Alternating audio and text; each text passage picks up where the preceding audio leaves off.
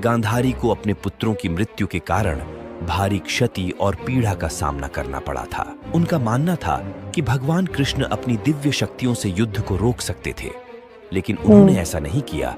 इसलिए उन्होंने भगवान कृष्ण को श्राप दिया कि अगले 36 साल बाद उन्हें और उनके यदुवंश को एक दूसरे को मारकर विनाश का सामना करना पड़ेगा और द्वारका समुद्र में डूब जाएगी।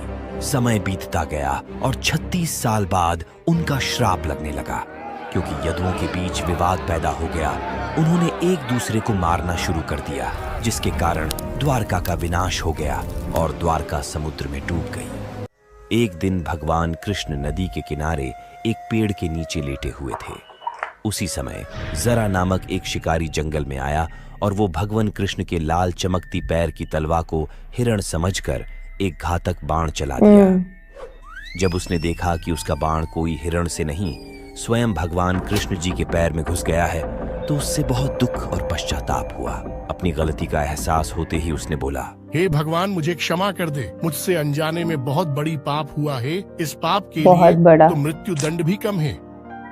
जरा तुमने कोई अपराध नहीं किया है। तुम त्रेताया युग में बानर राज बाली थे, जिन्हें मैं पेड़ के पीछे छिपकर वध किया था, जो कि युद्ध भूमि के नियम का विपरीत था। इसीलिए मेरा मृत्यु तुम्हारे हाथों पहले ही लिख दी गई थी।